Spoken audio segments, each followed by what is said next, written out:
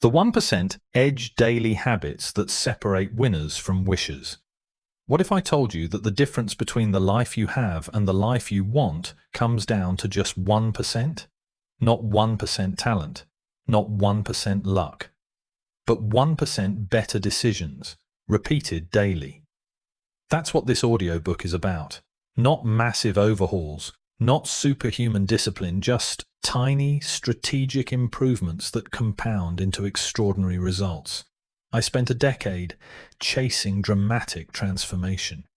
I tried extreme diets that lasted 3 weeks. I created elaborate morning routines I couldn't sustain. I made ambitious New Year's resolutions that were forgotten by February. Each failure reinforced a belief that I simply lacked the discipline for success. Then I discovered something that changed everything. The problem wasn't my discipline. It was my approach. I was trying to change too much, too fast, setting myself up for inevitable failure. What I needed wasn't more willpower. I needed better systems. This audiobook contains the framework that transformed my life and the lives of thousands of others. It's based on mathematics, psychology, and practical experience. And it works, whether you're trying to advance your career, improve your health, build wealth, or master new skills. Chapter 1. The compound effect of small decisions. Most people vastly overestimate what they can accomplish in a day and underestimate what they can achieve in a year. This fundamental miscalculation is why New Year's resolutions fail by February, why gym memberships go unused, and why ambitious goals remain perpetually out of reach. The truth is simpler and more powerful than you might think. Success isn't about dramatic transformations or heroic efforts. It's about understanding the mathematics of improvement. And those mathematics are unforgiving in both directions. They compound your progress or your decline with equal efficiency. Think about two people working in the same office with the same opportunities, the same starting point. One improves their skills by just 1% each workday. The other lets their skills decline by 1% each day through neglect and complacency. After 1 year, the difference isn't 2%. It's exponential. One person is operating at an entirely different level of capability. The 1% principle. Consider this mathematical reality. If you improve by just 1% every day for 1 year, you don't end up 365% better. You end up 37 times better. That's the power of compound growth. Meanwhile, if you decline by 1% each day, you deteriorate to nearly zero. The formula is deceptively simple. 1.01 to the power of 365 equals 37.78. Conversely, 0.99 to the power of 365 equals 0.03. The gap between consistent small improvements and consistent small declines is the difference between extraordinary success and complete stagnation. But here's what makes this principle truly powerful. These 1% improvements are almost invisible in the moment. When you read for 15 minutes instead of scrolling social media, you don't feel smarter immediately. When you do 10 push-ups before breakfast, you don't see visible muscle growth. When you write 1 page of your book, you're still 299 pages away from finishing. This invisibility is precisely why most people quit. They can't see the results, so they assume nothing is happening. But beneath the surface, something extraordinary is taking place. Your habits are compounding. Neural pathways are strengthening. Skills are developing. Identity is shifting. I learned this lesson the hard way through my own fitness journey. At 32, I was 40 pounds overweight, constantly tired, and avoiding mirrors. I'd tried crash diets, extreme workout programs, and expensive supplements. Nothing stuck.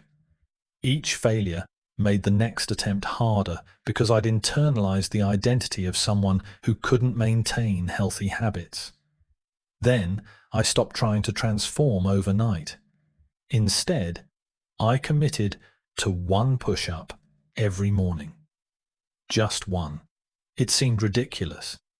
How would one push-up make any difference? But I understood that I wasn't trying to get fit with one push-up.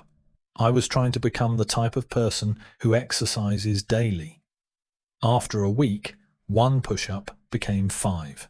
After 2 weeks, 5 became 10. After a month, I added a short walk. After 3 months, I was exercising 30 minutes daily without it feeling like a burden. After a year, I'd lost 35 pounds. But more importantly, I'd become an athlete. The identity shift was the real transformation. The valley of disappointment. Imagine a graph with time on the horizontal axis and results on the vertical axis. Most people expect a linear relationship. Put in effort, get proportional results. But that's not how habits work. That's not how anything meaningful works. Instead, there's what I call the valley of disappointment. In the early stages of any new habit, your efforts far exceed your visible results. You're working hard, showing up consistently, but the outcomes seem negligible. This is the critical period where 95% of people quit. They're putting in the work, but not seeing the rewards, so they conclude the approach doesn't work. What they don't understand is that results are being accumulated beneath the surface.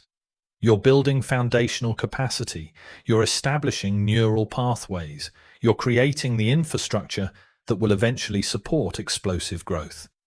But this preparatory phase is invisible from the outside. Consider Sarah, a marketing manager who decided to learn coding. For the first 3 months, she spent an hour each evening working through tutorials. Her friends asked what she was building. She had nothing to show them. Her portfolio remained empty. Her LinkedIn profile hadn't changed. To an outside observer, she was wasting her time. To Sarah herself, progress felt painfully slow, but Sarah understood something crucial. She was building foundational knowledge. She was training her brain to think in algorithms and logic. She was developing problem-solving patterns that would serve her for years. Most importantly, she was becoming someone who codes, not just someone trying to learn coding. By month 4, something shifted. Concepts that once seemed impenetrable became clear. She started recognizing patterns across different coding challenges. By month 6, she built her first functional application in a weekend, something that would have seemed impossible months earlier. By month 12, she had transitioned to a product manager role with a 40% salary increase, directly because of her coding skills.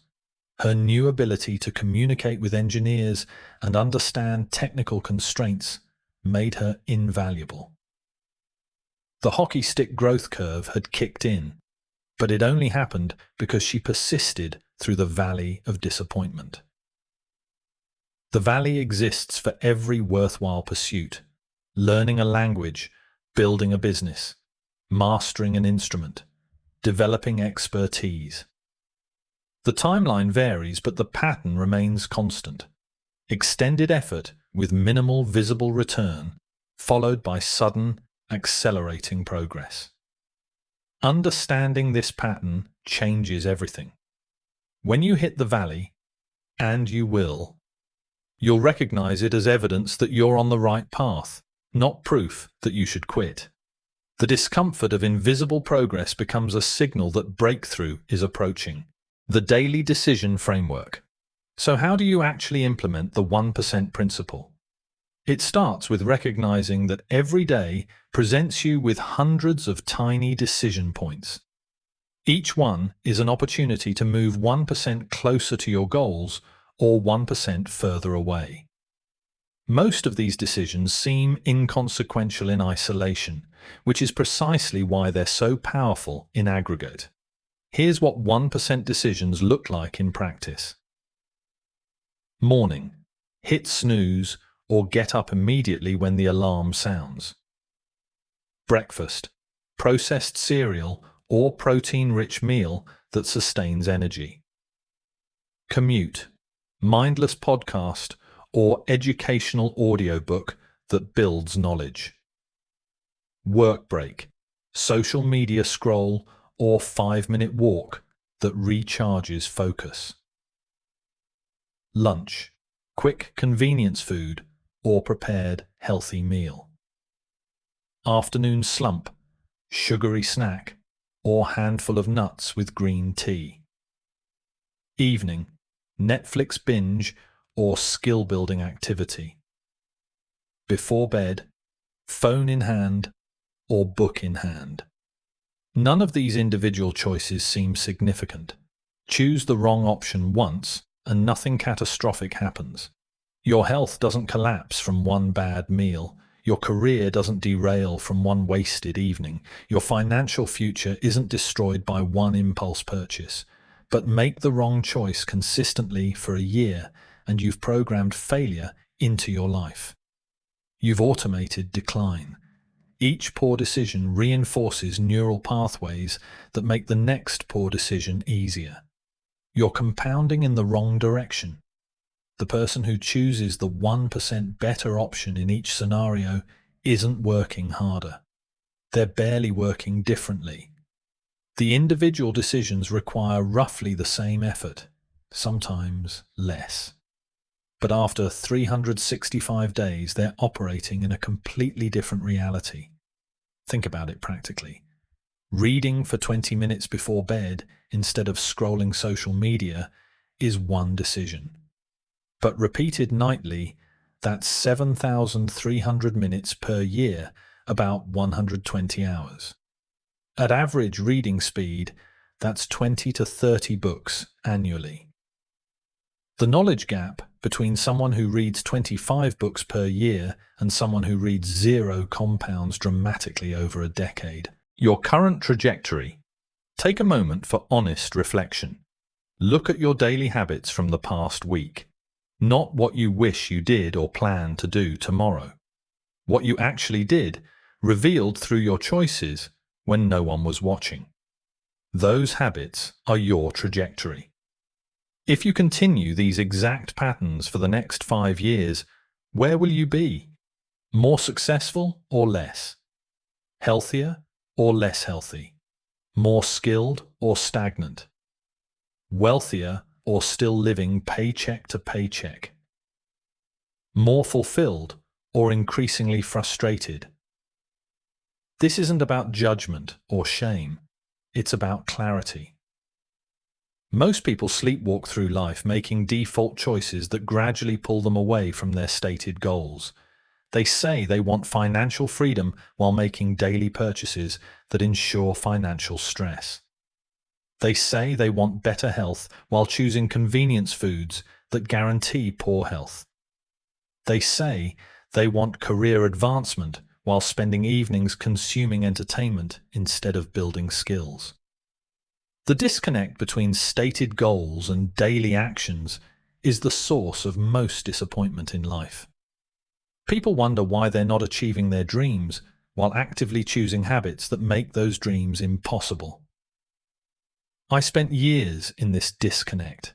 I wanted to be a writer, but I watched television every evening. I wanted to be financially secure, but I made impulse purchases constantly. I wanted to be healthy, but I chose convenient junk food over meal preparation. My stated values and revealed values were completely misaligned. The turning point came when I stopped judging myself and started observing myself objectively. I tracked my actual behavior for 1 week without trying to change it. Just observation. The results were sobering. I claimed to value productivity, but I was spending 3 hours daily on social media and television. I claimed to value health, but I was eating prepared meals less than twice weekly. I claimed to value learning, but I hadn't finished a book in months. This data didn't make me feel good, but it gave me truth. And truth is the starting point for change. You can't improve what you don't acknowledge. You can't change trajectory if you don't know your current direction. The 1% edge is about waking up to your actual behavior patterns. It's about recognizing that your daily decisions are creating your future, whether you acknowledge it or not. And once you see this clearly, you can start making different choices, not perfect choices. Not dramatic overhauls, just 1% better decisions, repeated consistently. Your current trajectory was set by yesterday's decisions. Your future trajectory will be set by today's. The mathematics are simple. The execution is challenging but achievable. And the results, given enough time, are extraordinary. Chapter 2. The Psychology of Sustainable Change. Understanding the compound effect is one thing. Actually implementing it is another. This is where most self-help advice fails spectacularly. It tells you what to do without addressing the psychological barriers that prevent you from doing it. It's like giving someone a map without teaching them how to walk. The harsh truth is that your brain is actively working against your conscious goals. Not because it's defective or sabotaging you maliciously, but because it's optimized for a different environment than the one you're living in. Your brain's primary directive isn't to help you achieve your ambitions, it's to keep you alive and conserve energy. The ancient brain in a modern world.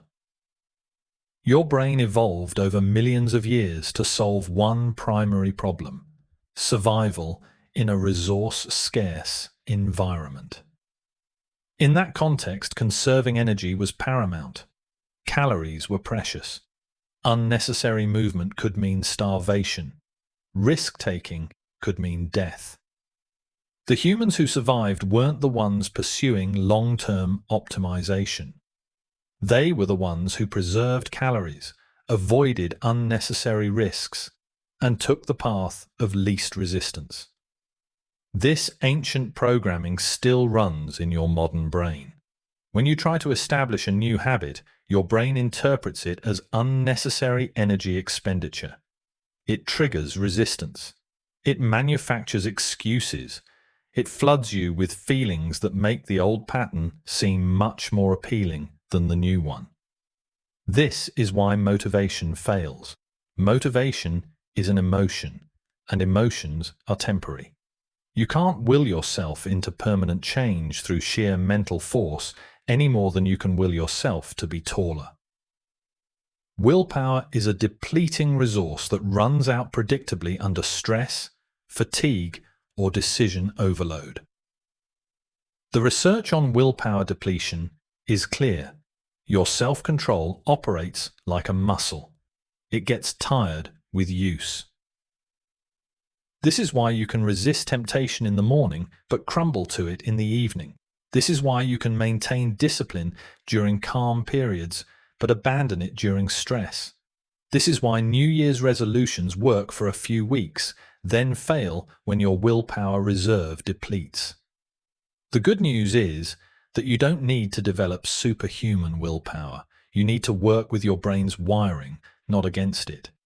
You need to understand the psychological principles that make change feel effortless rather than exhausting. And that starts with identity, the identity-based approach. Most people approach habit change at the wrong level. They focus on outcomes. I want to lose 20 pounds. I want to write a book. I want to build a 6-figure business. I want to run a marathon. These outcome-based goals sound motivating, but they create a fundamental problem. Outcome-based goals create a disconnect between your behavior and your identity. You're trying to do something without being someone. And when the external pressure disappears, when the initial motivation fades, when progress slows, when obstacles appear, your behavior reverts to match your unchanged identity. Think about someone trying to quit smoking. If they still identify as a smoker who's trying to quit, every moment of abstinence feels like deprivation. They're fighting against their identity constantly. But if they shift their identity to non-smoker, the behavior aligns naturally. They're not depriving themselves of cigarettes. They're simply being consistent with who they are. The sustainable approach is identity-based change. Instead of asking what you want to achieve, ask who you want to become. The goal isn't to read more books, it's to become a reader. The goal isn't to run a marathon, it's to become a runner. The goal isn't to learn Spanish, it's to become a Spanish speaker. The goal isn't to make more money, it's to become someone who creates value. This might sound like semantic games, but the psychological impact is profound. When your identity aligns with your habits, behavior change becomes natural. You're not forcing yourself to do something inconsistent with who you are. You're simply acting in alignment with your self-concept. Consider Marcus, a software engineer who struggled with fitness for years. He tried outcome-based approaches repeatedly: lose 15 pounds by summer, complete a 5K in under 30 minutes, fit into his college jeans. Each attempt followed the same pattern: strong start, gradual decline, eventual abandonment. Each failure reinforced his identity as someone who couldn't maintain fitness habits. Then he shifted his approach completely. Instead of trying to achieve fitness goals, he decided to become an athlete. Not a professional athlete, just someone for whom physical training is a non-negotiable part of identity. He started small, a 10-minute morning workout, nothing more. But he did it every single day without exception. Within 2 weeks, something interesting happened. He started identifying as someone who exercises daily. His brain updated its self-concept.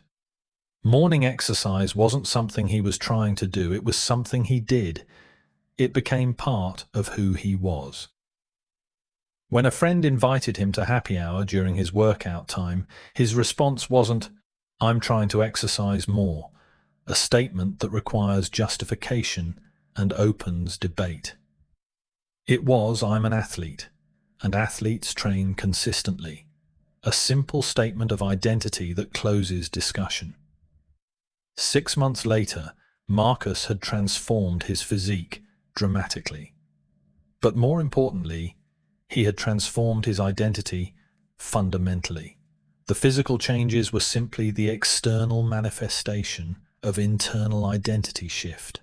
He wasn't someone trying to be fit. He was an athlete. That identity made all subsequent decisions obvious. The 2-minute rule. Here's the counterintuitive secret to building powerful habits. Start absurdly small. Not small. Absurdly small. So small that it seems ridiculous. So small that you feel embarrassed telling people about it. Want to become a writer? Don't commit to writing 1,000 words daily. Commit to writing 1 sentence. Want to become a meditator? Don't commit to 20 minutes of meditation. Commit to taking 3 conscious breaths. Want to become a reader? Don't commit to reading for an hour. Commit to reading 1 page. Want to become organized? Don't commit to cleaning your entire house. Commit to putting away 1 item. This seems counterproductive. How will 1 sentence make you a writer? How will 3 breaths change your mental state? How will 1 page expand your knowledge? How will 1 item organize your space? You're missing the point entirely. The goal isn't to accomplish significant work with your 2-minute habit. The goal is to establish the identity. You're casting votes for the type of person you want to become. Each tiny action is evidence that supports your new identity.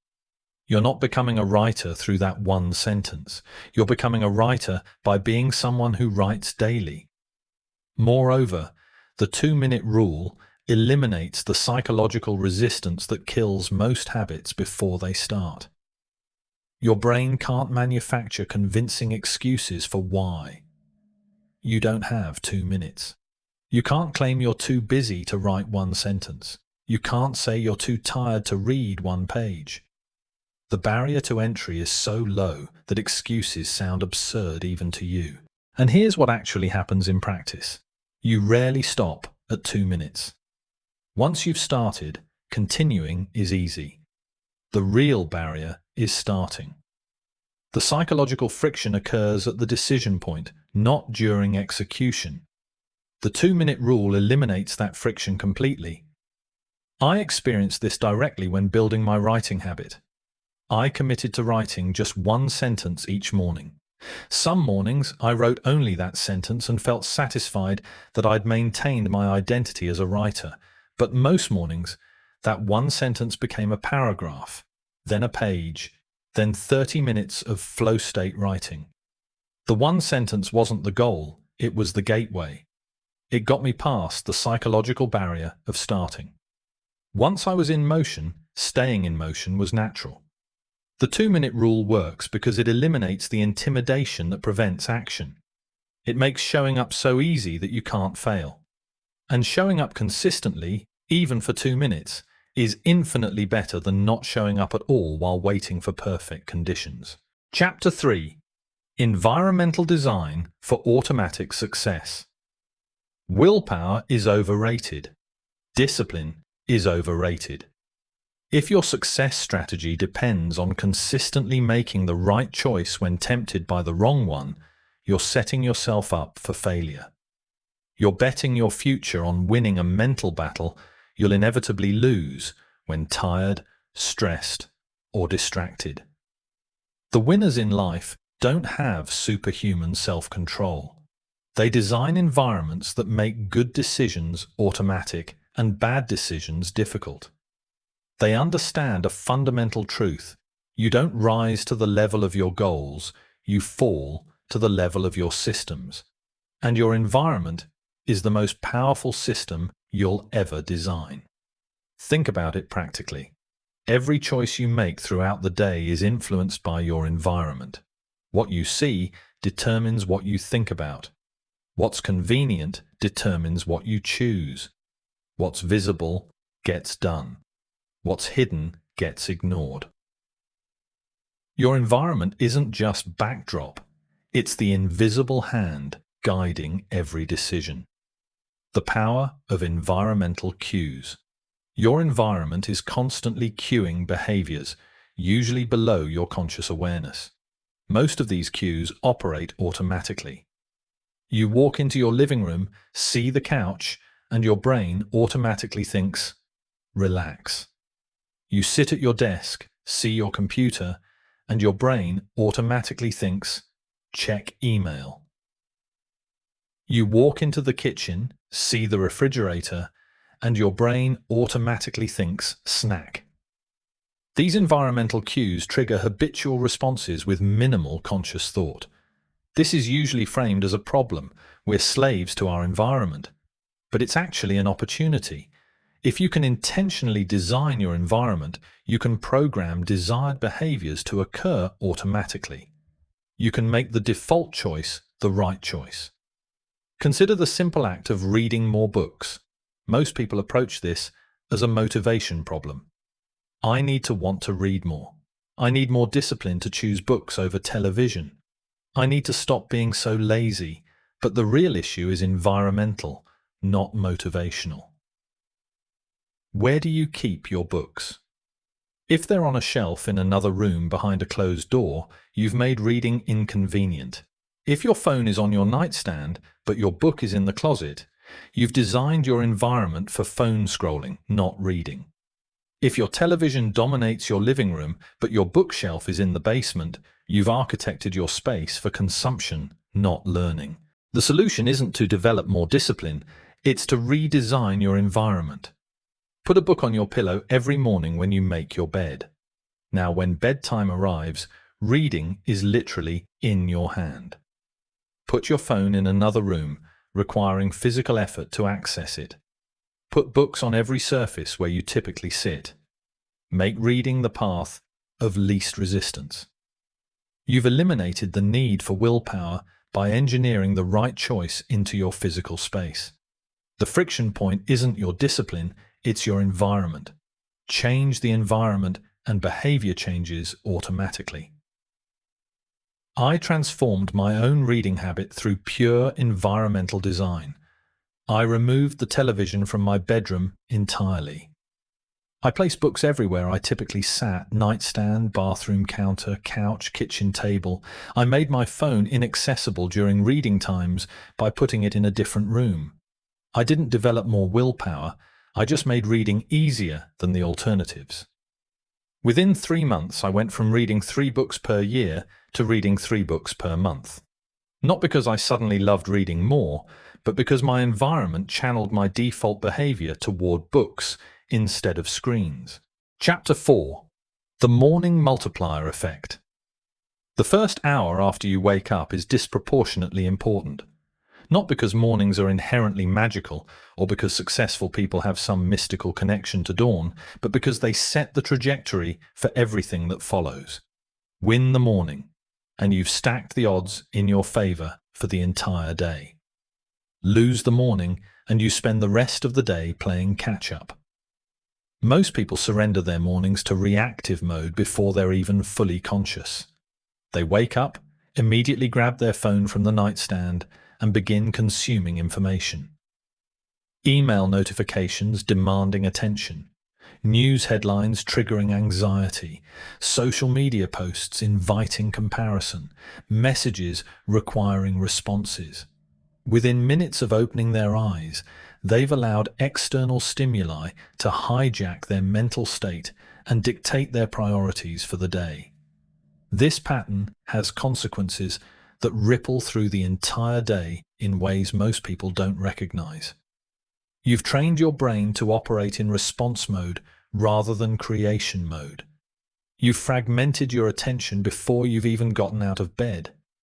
You've activated stress response systems by exposing yourself to problems and demands before you're fully awake and mentally prepared to handle them effectively. Research on cortisol patterns reveals why this matters physiologically. Your cortisol levels naturally peak within the first hour of waking. This is called the cortisol awakening response. This hormonal surge is designed to energize you and prepare you for the day's challenges.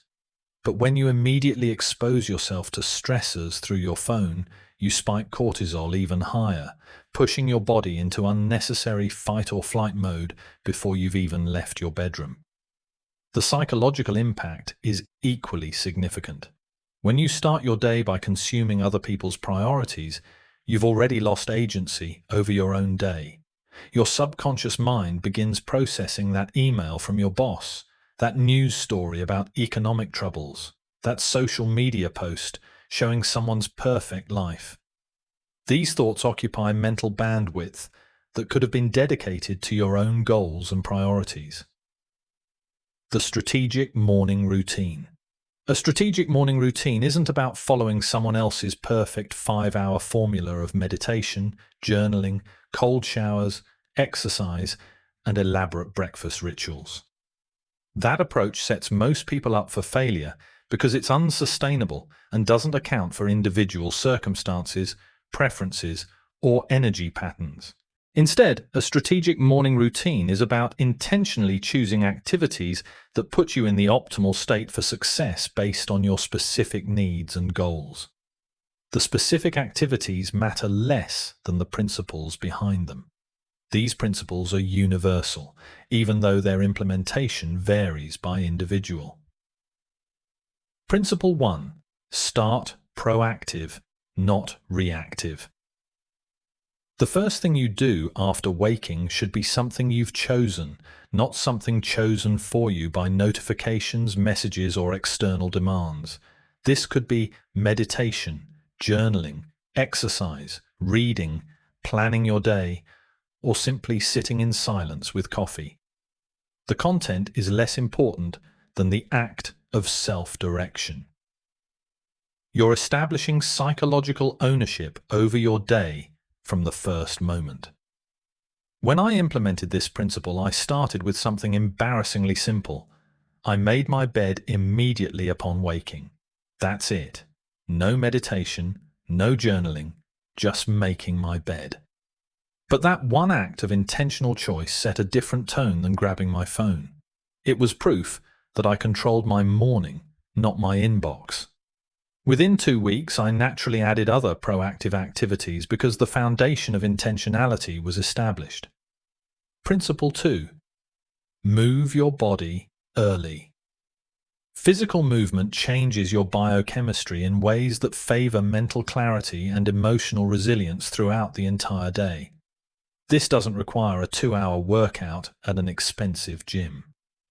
10 minutes of stretching or a brief walk around your neighborhood accomplishes the biochemical shift needed to optimize your day. The research on exercise and cognitive function is unambiguous.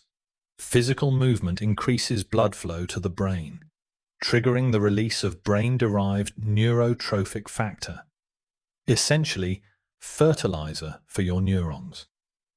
It elevates dopamine, serotonin, and norepinephrine, all of which improve focus, mood, and motivation. These benefits persist for hours after the movement ends. I discovered this accidentally during a period when I lived in a 4th-floor walk-up with no elevator. Climbing those stairs every morning before coffee naturally energized me in ways that caffeine alone never achieved. When I later moved to a ground-floor apartment, I noticed my morning mental clarity declined. I had to intentionally recreate that movement through deliberate exercise to maintain the same cognitive sharpness. Principle 3. Feed your mind before feeding your face. Consume something that expands your thinking before you consume breakfast. This could be reading something educational or inspiring, listening to a podcast that challenges your assumptions, or reviewing your long-term goals to maintain perspective. You're priming your brain to think expansively rather than falling into default reactive patterns. This principle transformed my intellectual development. I started reading for 20 minutes each morning before breakfast, just 20 minutes. No pressure to finish books quickly, no guilt about reading speed, just consistent daily exposure to ideas beyond my usual thinking. Over 1 year, those 20-minute sessions accumulated to approximately 120 hours of reading, resulting in roughly 25 books completed. The compounding effect on my knowledge and perspective was extraordinary. Principle 4. Accomplish one meaningful task before anything else. This is your keystone victory for the day. It creates momentum and establishes a sense of agency that carries forward. Even if the rest of your day derails completely, meetings run long, emergencies arise, unexpected problems demand attention. You've already moved forward on what matters most. For me, this meaningful task is writing. Before checking email, before responding to messages, before attending to any external demands, I write for at least 30 minutes. Some days that writing produces publishable content. Other days it's exploratory journaling that goes nowhere. The quality matters less than the consistency of prioritizing creative output over reactive input. The phone-free first hour. Of all morning habits, this single change creates the most dramatic impact with the least effort. Don't touch your phone for the first hour after waking. Not to check messages, not to check email, not to check news, not to scroll social media, not even to check the weather or time. Complete phone abstinence until you've established your morning foundation and completed at least one meaningful activity. This rule sounds simple, but proves extraordinarily difficult for most people. It exposes just how dependent we've become on external stimulation and digital validation. Many people experience genuine anxiety at the thought of not checking their phone immediately upon waking. Some report physical discomfort, a literal withdrawal sensation similar to other forms of dependency. That anxiety and discomfort is precisely why this practice is so valuable. It reveals your addiction to digital stimulation and gradually breaks its hold on you. The first few days feel uncomfortable. even painful. Your brain generates dozens of seemingly valid reasons why you absolutely must check your phone immediately. Someone might need you urgently. An important email might have arrived overnight. You might miss something critical. But here's what you discover after 2 weeks of phone-free mornings. Nothing genuinely urgent was ever in those morning notifications. The world continued functioning. People waited for your response. Problems that seemed urgent at night were often resolved by morning without your involvement. What felt like necessity was actually just habit and addiction disguised as importance. After 2 weeks, something shifts fundamentally.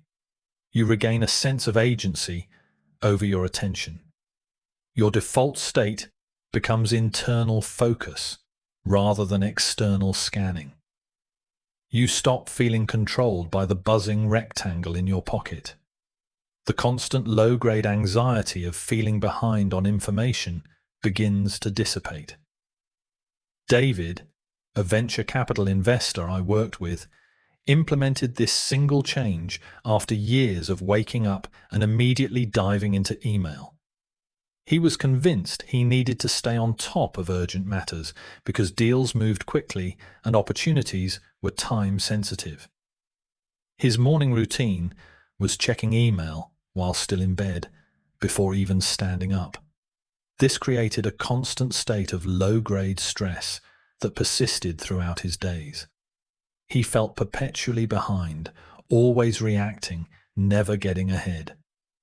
When I suggested phone-free mornings, his initial response was immediate rejection. It was impossible. His industry demanded constant availability. He couldn't afford to miss those crucial early morning communications. I challenged him to try it for just 1 week as an experiment. If anything catastrophic happened, he could return to old patterns. Reluctantly, he agreed. He placed his phone in his home office the night before, requiring him to physically walk there to access it. For the first hour after waking, he exercised, ate breakfast mindfully, and planned his day. His fear was that important opportunities would slip through his fingers. Instead, he discovered that genuinely urgent matters were vanishingly rare, perhaps 1 per month, not 1 per day. Meanwhile, his stress levels dropped significantly. His decision-making improved because he approached situations from a calm, centered state rather than reactive anxiety. His relationships deepened because he was more present and less distracted. And surprisingly, his professional performance actually improved despite being less constantly connected. 6 months later, David reported that phone-free mornings were the single most impactful change he'd made to his daily routine. Not the most dramatic, not the most time-consuming, but the most impactful in terms of overall life satisfaction and effectiveness. The power of consistent wake times. Your circadian rhythm, your body's internal biological clock, governs far more than sleep and wakefulness. It influences hormone production, body temperature regulation, cognitive performance peaks and valleys, emotional regulation capacity, immune system function, and even gene expression. This isn't minor fine-tuning. Your circadian rhythm is a master controller, affecting virtually every aspect of your physical and mental functioning. When you wake at consistent times 7 days per week, you work with this biological system. Your body can predict when to release cortisol for energy, when to produce melatonin for sleep, when to optimize digestion, when to peak cognitive performance. Everything synchronizes and optimizes around your predictable schedule. When you wake erratically, early on weekdays, late on weekends, you fight against this system constantly. Your body never fully adapts because the target keeps changing. It's like trying to adjust to a new time zone every few days. This phenomenon is called social jet lag, and research shows it has measurable negative effects on health, cognitive performance, and emotional regulation. The specific wake time matters less than the consistency. Waking at 5:30 a.m. every single day is dramatically better than alternating between 5 a.m. on weekdays and 9 a.m. on weekends. Your body thrives on predictability. Give it a consistent schedule, and it optimizes every system around that schedule. Give it chaos, and it operates in permanent recovery mode, never fully optimizing anything. This includes weekends, which is where most people sabotage themselves. The temptation to sleep in Saturday and Sunday is strong. You've worked hard all week. You deserve rest. You need to catch up on sleep. These justifications seem reasonable, but they're actually counterproductive. Those 2 days of disruption can take your entire week to recover from. You're essentially giving yourself jet lag twice per week, every single week. By the time your body adapts to the weekend schedule, it's Monday, and you're forcing another shift. You never achieve the benefits of full circadian optimization. If you need more sleep, the solution isn't erratic wake times. It's adjusting your bedtime earlier. This maintains your circadian rhythm while giving you the additional rest your body needs. Your wake time remains anchor point consistent, while your sleep duration varies through bedtime adjustment. I tested this personally by tracking my energy, mood, and cognitive performance across different wake time patterns. For 1 month, I maintained consistent wake times 7 days per week. For the following month, I let myself sleep in on weekends. The difference was striking and measurable. During the consistent wake time month, my energy levels stabilized. I had predictable peaks and valleys throughout each day. My productivity during peak hours was higher. My mood remained more stable even during stressful periods. I fell asleep more easily at night. Most remarkably, I needed less total sleep because the sleep I got was higher quality. During the variable wake time month, everything deteriorated. I felt groggier in the mornings despite sleeping more hours on weekends. My energy fluctuated unpredictably. My cognitive performance was less reliable. My mood was more volatile. I struggled to fall asleep on Sunday nights, a phenomenon so common it has a name: Sunday night insomnia. After this experiment, I committed to consistent wake times permanently. Within 2 weeks of that commitment, I noticed improved energy, better mood stability, and enhanced cognitive performance. My body began waking naturally before my alarm, a sign that I had synchronized successfully with my circadian rhythm. This natural wake-up is one of the most reliable indicators that your schedule is optimized. Chapter 5. Energy Management over Time. Management. Time management is a trap, and the entire productivity industry has been leading people down the wrong path for decades. You can't create more time. You can't save time for later use. You can't borrow time from tomorrow. Every human being on the planet gets exactly 24 hours per day, 168 hours per week. This is fixed, immutable, universal. The productivity obsession with time optimization misses the fundamental issue. Not all hours are created equal. 1 hour of deep, focused work in a high-energy state produces more value than 4 hours of distracted, low-energy effort. 1 hour of strategic thinking, when mentally fresh, generates better decisions than 3 hours of planning when mentally depleted. Yet most productivity advice ignores energy completely, treating humans like machines that perform consistently regardless of internal state. It assumes that an hour at 6 a.m. is equivalent to an hour at 6 p.m., that Monday energy equals Friday energy, that a rested state equals an exhausted state. This assumption is not just wrong, it's counterproductive and leads people to optimize the wrong variable. The real variable isn't time, it's energy. Energy is the capacity to do work. physical work, cognitive work, emotional work, creative work. When your energy is high, you accomplish more in less time with better quality results. When your energy is low, even simple tasks feel overwhelming and your output quality plummets. This shift from time management to energy management changes everything about how you structure your days, your weeks, your career, your life. It means sometimes working less but accomplishing more. It means protecting high energy periods for high value work.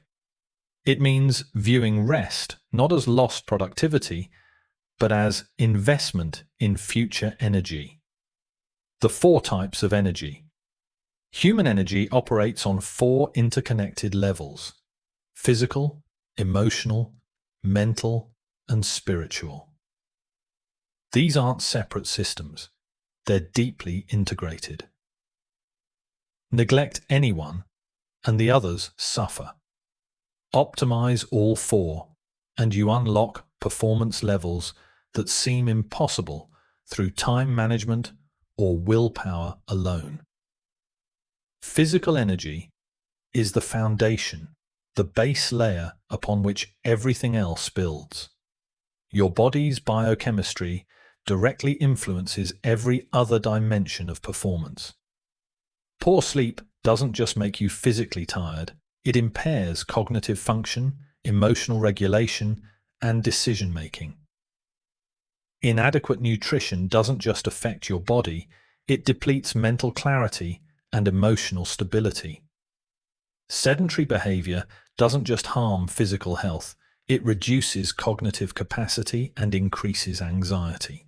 Yet people regularly sacrifice physical energy in misguided pursuit of productivity. They skip meals to work through lunch, falsely believing they're saving time. They shortchange sleep to gain extra hours, not realizing those hours are dramatically less productive. They sit for extended periods without movement breaks, unaware that their cognitive performance is degrading throughout the day. The research is clear and consistent. These sacrifices are counterproductive. The person who sleeps 8 hours and works 6 focused hours outperforms the person who sleeps 5 hours and works 9 distracted hours. The person who takes regular movement breaks produces higher quality work than the person who sits immobile for extended sessions. Physical energy isn't optional infrastructure. It's the foundation enabling all other performance. Emotional energy determines your resilience and interpersonal effectiveness. When your emotional tank is full, challenges feel manageable and setbacks feel temporary. Difficult conversations happen smoothly. Conflicts resolve constructively. Stress registers as stimulus rather than threat. You maintain perspective and respond rather than react. When emotional energy depletes, everything becomes harder. Minor inconveniences feel catastrophic. Simple conversations become exhausting. Small setbacks trigger disproportionate reactions. You lose perspective, viewing temporary problems as permanent and specific issues as universal. Your capacity for patience, empathy, and constructive response collapses. Emotional energy depletes through conflict, uncertainty, monotony, lack of autonomy, absence of meaning, and social isolation. It replenishes through connection, positive interactions, accomplishment, autonomy, purpose, and solitude that recharges rather than isolates. Mental energy governs focus, creativity, strategic thinking, and problem-solving capacity. This is your ability to engage in deep work, analyze complex situations, generate novel solutions, and maintain sustained attention. Unlike physical energy, mental energy doesn't replenish through rest alone. It requires both recovery and strategic expenditure. You build mental capacity through challenging cognitive work, then recover through different types of mental activity. Mental energy depletes through decision fatigue, context switching, distractions, multitasking, and cognitively demanding work. It replenishes through deep sleep, strategic rest, engaging in different cognitive activities, and periods of unfocused mind wandering that allow subconscious processing. Spiritual energy connects to purpose, meaning, values alignment, and contribution beyond yourself. This isn't necessarily religious, it's about operating in alignment with what you believe matters most. When spiritual energy is present, it provides fuel that transcends physical and mental fatigue. You push through difficulty because the work matters beyond personal benefit. When spiritual energy is absent, even rested and healthy people struggle with motivation and fulfillment. Work feels empty, regardless of compensation. Achievements feel hollow, regardless of recognition. Success feels meaningless, regardless of magnitude. This is the crisis behind many midlife reckonings. People have physical health, financial success, and social status, but lack spiritual energy that makes any of it feel worthwhile.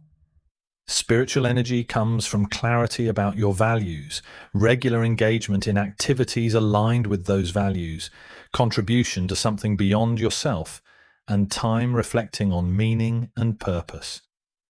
It depletes when you consistently violate your values, when your daily activities feel disconnected from what matters most, and when you lack time for reflection and meaning-making. The ultradian rhythm strategy. Your brain doesn't operate at constant capacity throughout the day. It operates in cycles of approximately 90 to 120 minutes, alternating between high focus and low focus states. These ultradian rhythms are biological reality, not preference or laziness. They're as fundamental to human functioning as circadian rhythms, but most people are completely unaware they exist. During the high focus phase of your ultradian rhythm, your brain is optimized for concentration, complex thinking, and sustained attention. Neural efficiency is high. Distractions are naturally filtered.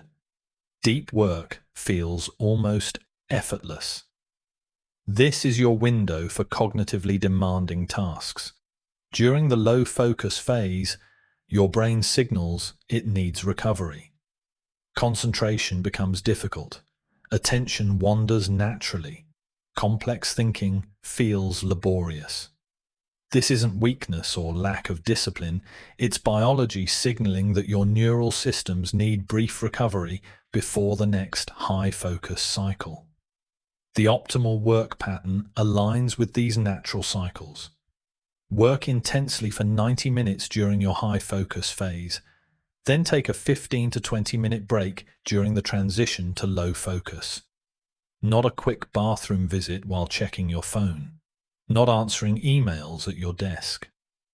A genuine recovery period where you completely disengage from work. During these breaks, physical movement is ideal because it engages different neural systems than those used during cognitive work. Walk outside if possible, exposing yourself to natural light and changing visual stimuli. Do light stretching to reverse the postural stress of sitting. Move your body in ways that contrast with your work posture. Avoid screens entirely. They don't provide genuine cognitive rest, even when used for leisure. This isn't wasted time. It's investment in your next work block's quality. The break allows your brain to consolidate learning from the previous session, clear accumulated mental fatigue, and reset attention systems. When you return to work, you're starting a new ultradian cycle with restored capacity rather than pushing through depletion. Most people do the opposite of this optimal pattern. They power through fatigue, viewing breaks as weakness or time waste. They sit for hours straight, caffeinating through declining focus and diminishing returns. They mistake presence for productivity, conflating busyness with effectiveness, confusing hours logged with value created. The research is unambiguous on this point. This grinding approach is counterproductive. The person who works 4 focused 90-minute blocks with proper recovery between them accomplishes significantly more than the person who grinds for 8 straight hours. Quality beats quantity when energy is the limiting factor, which it always is. I implemented ultradian rhythm alignment after years of grinding through full workdays without meaningful breaks. My typical pattern was sitting at my desk from 9 a.m. to 6 p.m., working continuously except for quick lunch at my desk. I believed this marathon approach maximized productivity. Then I tracked my actual productive output, not time at desk, but meaningful work completed. The results were sobering. My genuinely productive time was perhaps 4 hours per day, maximum. The rest was pseudo work, email shuffling, unnecessary meetings, web browsing disguised as research, endless revisions of work that was already good enough. I restructured around 90-minute blocks with mandatory 15-minute breaks. My daily schedule became 90 minutes deep work, 15-minute walk, 90 minutes deep work, 15-minute stretch break, 90 minutes deep work, done for the day. Just 4.5 hours of actual work time compared to my previous 9 hours at my desk. My output increased dramatically despite working half the hours. More importantly, the quality improved significantly because I was consistently working in high-energy states rather than grinding through depletion. I accomplished more in 4 focused hours than I had in 9 distracted hours. The ultradian rhythm strategy isn't about working less, though that's often the outcome. It's about working smarter by aligning your work patterns with your biology rather than fighting against it. Stop optimizing for time. Start optimizing for energy. The results will transform your productivity. Chapter 6. The Focus. Fortress. Deep focus has become a rare commodity in modern life, almost an endangered species of cognitive state. The average knowledge worker experiences an interruption every 3 minutes during their workday.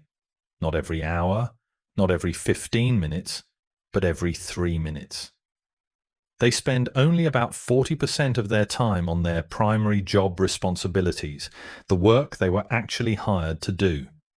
The rest vanishes into context switching, unnecessary meetings, email management, instant messages, and the endless digital distractions that have colonized our attention. This fragmentation carries enormous costs that most people don't recognize because they've never experienced sustained deep focus to use as comparison. Research shows that after an interruption, it takes an average of 23 minutes to return to peak concentration on the original task. 23 minutes, not 2 minutes, not 5 minutes. Nearly half an hour to fully regain the cognitive momentum lost in seconds. Most people never return to peak concentration because another interruption arrives before they've recovered from the last one. They live in permanent cognitive fragmentation, what researchers call continuous partial attention, a state where you're nominally working but never fully engaged with anything. You're responding to inputs but not creating meaningful outputs. You're busy all day, yet accomplish little of real importance. The cruel irony is that being busy feels productive. Motion feels like progress. A full inbox being processed feels like accomplishment. But busyness and productivity are often inversely related. The busiest people are frequently the least productive in terms of meaningful outcomes. They're so consumed with managing inputs that they never generate valuable outputs. This fragmentation doesn't just reduce productivity, it fundamentally changes the type of work you can do. Complex thinking requires sustained attention. Creative breakthroughs require extended time in flow state. Strategic planning requires uninterrupted synthesis. Deep learning requires focused engagement. None of these higher-order cognitive activities can happen in 3-minute fragments between interruptions. Building your deep work blocks. Deep work, the ability to focus without distraction on cognitively demanding tasks, is perhaps the most valuable skill in the modern economy. It's also increasingly rare, which means those who cultivate it have an enormous competitive advantage. While everyone else is fragmented and distracted, you're producing work at levels they can't match because you're operating in cognitive states they never access. Creating deep work capacity requires intentional structure. You can't simply decide to focus more and expect different results. Willpower alone is insufficient against the sophisticated attention capture systems built into modern technology and workplace culture. You need systems that protect your attention against constant assault, systems that make deep focus the default rather than the exception. Start by identifying your deep work hours, specific periods where you can work uninterrupted for 90 to 120 minutes. For most people, early morning offers the best opportunity because few people are awake to interrupt you, email volume is low, and cognitive energy is typically highest. Others find late evening more conducive after others have finished their workday. The specific time matters less than consistency and protection from interruption. During these blocks, eliminate all possible sources of interruption with religious commitment. Phone on airplane mode or physically in another room. Not just silenced, but inaccessible without deliberate effort. Email client closed completely, not minimized or running in background. Chat applications shut down, not set to away status. Door closed with explicit "Do Not Disturb" sign if you work in an office environment. Browser tabs limited to only what's essential for the task, with all social media and news sites blocked. This level of isolation feels extreme to people accustomed to constant connectivity. The fear is that something urgent will be missed, that people will be annoyed by your unavailability, that opportunities will slip through because you didn't respond instantly. These fears are almost never justified by reality. In reality, genuinely urgent matters are extremely rare, perhaps one per month in most professions, not one per hour as our anxiety suggests. And the productivity gains from deep work far outweigh the minimal risk of delayed response to occasional urgent issues. The person who produces 2 hours of deep work accomplishes more meaningful progress than the person who spends 8 hours in reactive mode. I implemented strict deep work blocks after years of fragmented productivity. My initial attempt was timid. Phone silenced, but nearby. Email closed, but checking every hour. Door open, but asking not to be disturbed unless urgent. This half-measure approach failed predictably. My phone still pulled my attention through visible notifications. I still checked email habitually. Colleagues still interrupted because they rationalized their issue as urgent. Then I went full isolation. Phone in a different room entirely. Email client deleted from computer, so checking required deliberate multi-step process. Automated email responder explaining I check messages twice daily. Physical sign on door. Deep work session. Available at specified time. Website blockers preventing access to distracting sites, even if I wanted to visit them. The difference was extraordinary. Within 1 week, I completed projects that had languished for months. Not because I worked more hours, but because I worked in fundamentally different cognitive states. The quality of my thinking improved dramatically. Problems that seemed intractable suddenly had obvious solutions when I gave them sustained attention. The attention budget. You have a finite attention budget each day, not unlimited cognitive capacity that you can deploy endlessly. Every decision draws from this budget. Every task switch depletes it. Every moment of multitasking drains it. Every interruption costs cognitive resources. Once your attention budget is depleted, your capacity for focused work drops dramatically, regardless of how many hours remain in your workday. This is why mornings are so valuable for deep work. Your attention budget is full. You haven't yet spent it on email triage, social media scrolling, pointless meetings, or navigating workplace politics. If you can capture this peak budget state for deep work, you accomplish more in those 2 or 3 hours than most people accomplish all day. Conversely, if you squander your morning attention budget on shallow activities, you've forfeited your best opportunity for meaningful work. By the time you try to focus on important tasks, your attention budget is already depleted. You're trying to do deep work with a depleted cognitive tank, like trying to run a marathon after already running 10 miles.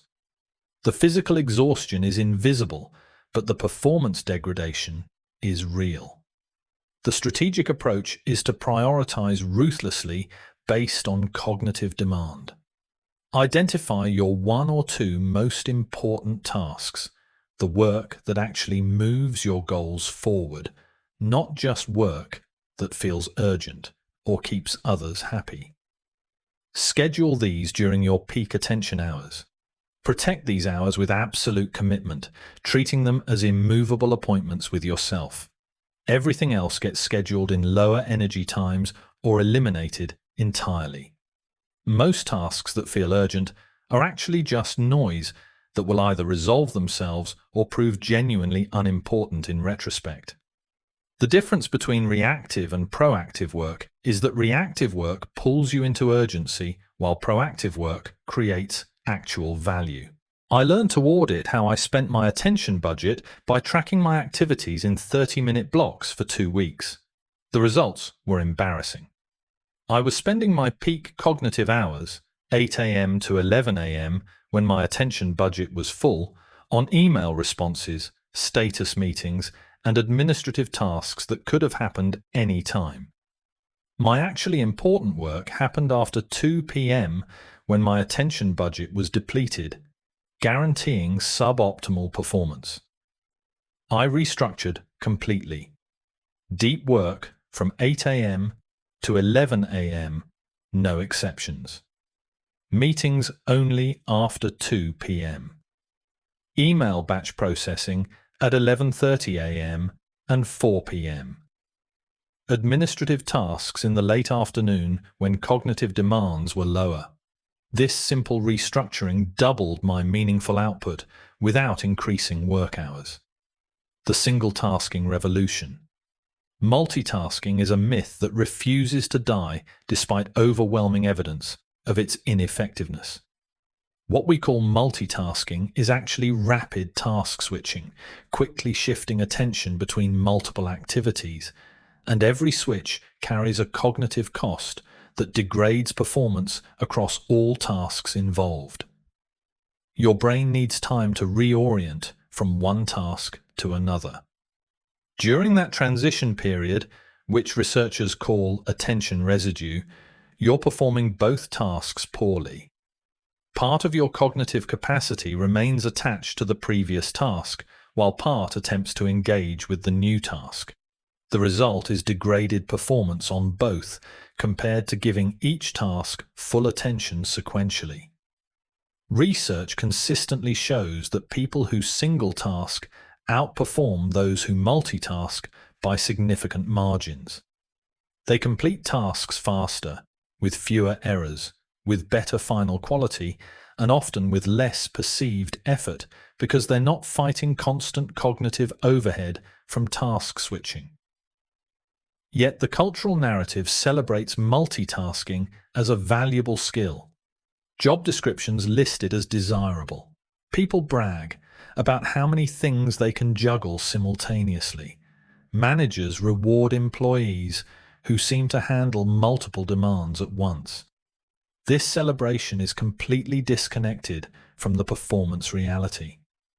The reality is that multitasking is a habit born from poor systems and scattered priorities.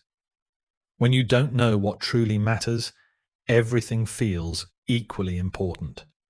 When everything is important, the logical response seems to be trying to do everything simultaneously. But this approach guarantees that nothing receives the attention necessary for excellence. Single tasking requires courage because it means saying no to most opportunities, most requests, most seemingly urgent tasks. It means accepting that you can't do everything, that some things simply won't get done. But in exchange, you actually complete the things that matter with a level of quality that creates real value. Practice single tasking by choosing one task and committing to it completely for a defined period. Set a timer for 25 minutes, 50 minutes, or 90 minutes, depending on your current capacity. During that period, no email checking, no phone glances, no mental drifting to other projects, no quick tasks squeezed in. Just this one thing, done with full attention, until completion or until your time block ends. This feels uncomfortable at first, almost physically uncomfortable. Your brain will generate dozens of seemingly compelling reasons why you should switch tasks. An email that definitely can't wait. A quick question you need to answer. Information you should look up immediately. Observe these impulses without acting on them. They're just mental noise, not genuine urgency. After a few weeks of consistent single-tasking practice, something remarkable happens. Your capacity for sustained attention increases measurably.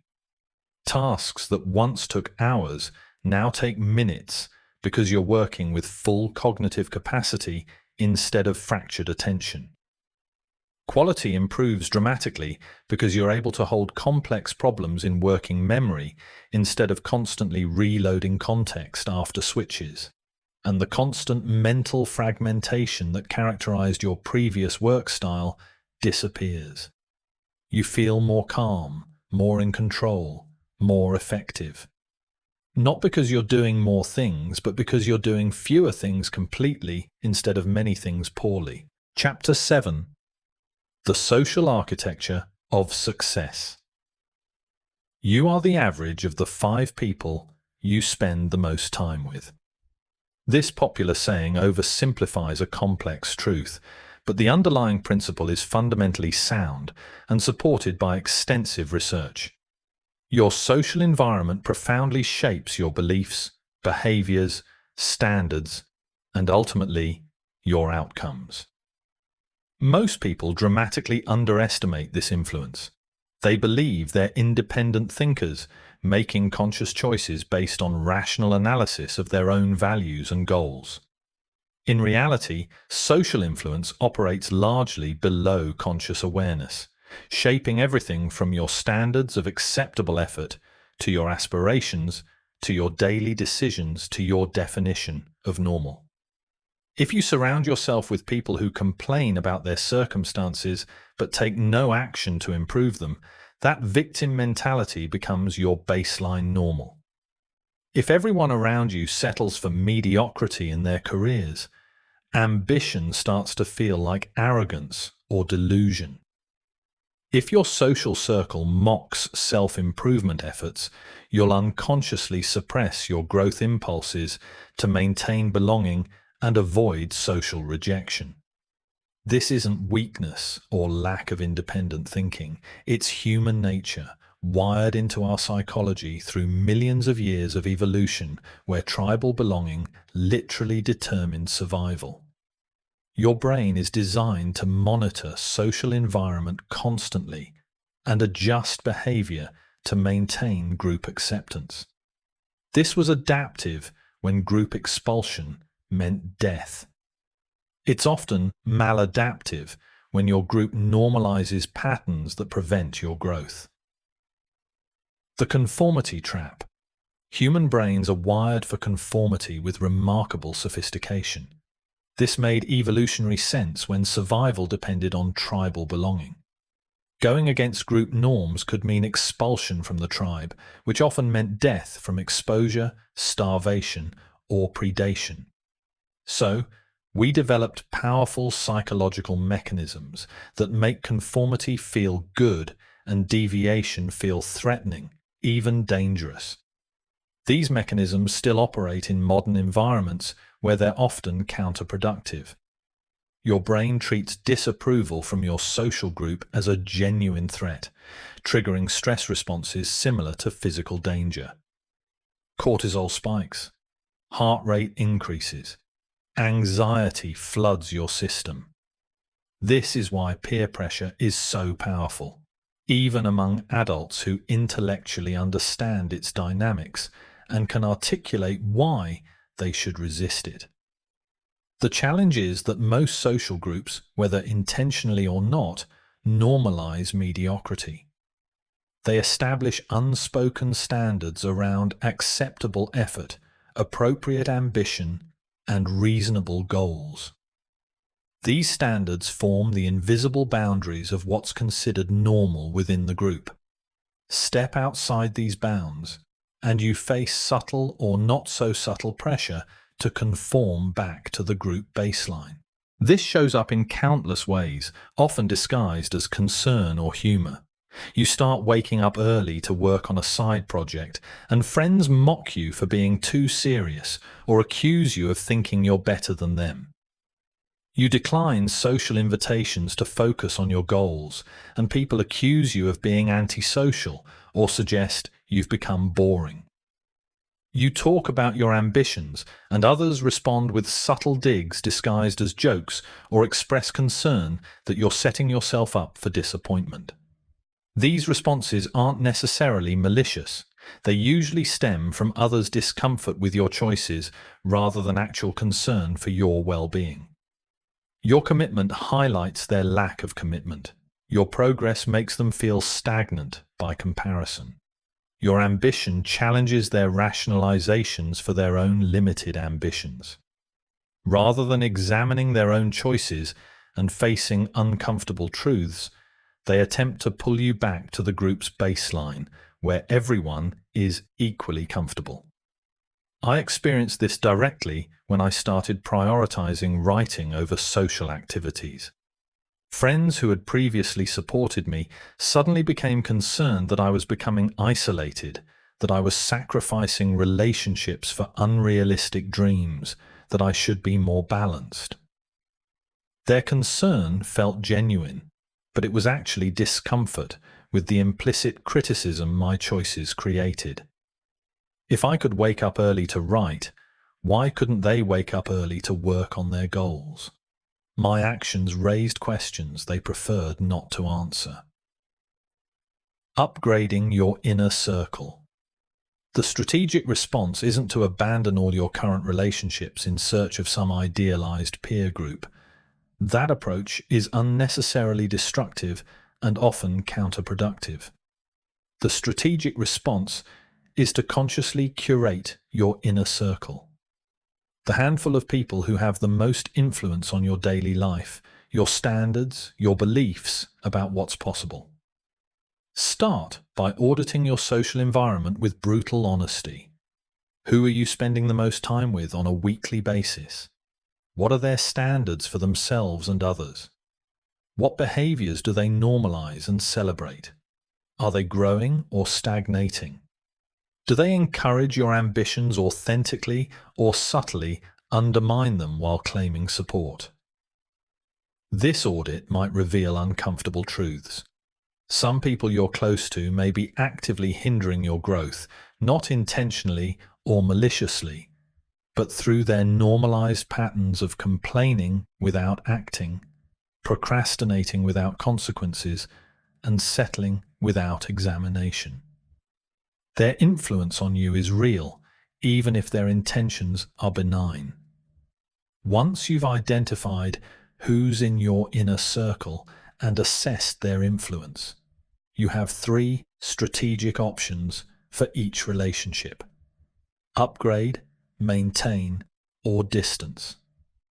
These decisions should be based on the relationship's impact on your trajectory, not on sentiment or obligation alone. Upgrade means intentionally spending more time with people who are where you want to be or who are on trajectories you want to follow. This often requires actively seeking out new relationships, which feels uncomfortable because it's deliberate rather than organic. Join communities built around growth and achievement. Attend events where ambitious people gather. Reach out to people you admire and offer genuine value without expectation of immediate return. Maintain means keeping relationships that are positive and supportive, even if they're not directly contributing to your specific goals. Good friends who genuinely care about you, even if they're on different paths pursuing different goals, are valuable and should be preserved. Not every relationship needs to be strategic or growth-oriented. Some relationships can simply be pleasant and supportive without being developmental. Distance means gradually reducing time with people who drain your energy, normalize patterns you're trying to break, or actively discourage your growth. This doesn't require dramatic confrontations or explicit friend breakups that feel cruel. Simply spend less time together. Be less available. Let these relationships naturally fade to acquaintance level through benign neglect rather than active rejection. This feels uncomfortable, sometimes even guilt-inducing, especially if these are long-standing relationships. But remember, protecting your environment is protecting your future. You can't reach your potential while surrounded by people who normalize its opposite.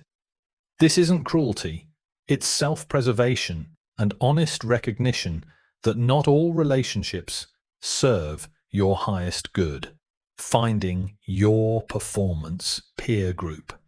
Beyond upgrading your general social circle, you need a specific performance peer group, people pursuing similar goals at similar intensity levels. This group serves as your new normal, recalibrating what seems possible, appropriate, and achievable. When your performance peer group operates at high levels, your own standards automatically rise to match without requiring willpower or constant self-motivation. In a performance peer group, behaviors that others might consider extreme become standard operating procedure. Training for an ultramarathon, multiple people in the group have done it and can offer guidance. Learning a new language, several members are fluent in multiple languages and can share strategies. Building a business while working full-time, others have successfully made that transition and can help you avoid mistakes. This peer group effect is extraordinarily powerful and well documented in research. When you're surrounded by people executing at high levels, your own standards automatically rise. What once seemed impossible becomes merely challenging. What once seemed challenging becomes routine. What once seemed routine becomes the minimum baseline. Your entire reference frame shifts upward. Finding these groups requires intentional effort. They rarely form spontaneously because high performers are typically focused on their work rather than socializing. Look for mastermind groups in your area or online. Join online communities built around specific challenging goals where standards are explicit and high. Attend conferences and networking events in your field where serious practitioners gather. Or create your own group by reaching out to people you admire and proposing regular meetings focused on mutual growth and accountability. Your social environment is either pulling you toward your goals or away from them. There's no neutral. Every interaction either reinforces the patterns you're trying to build or the patterns you're trying to break.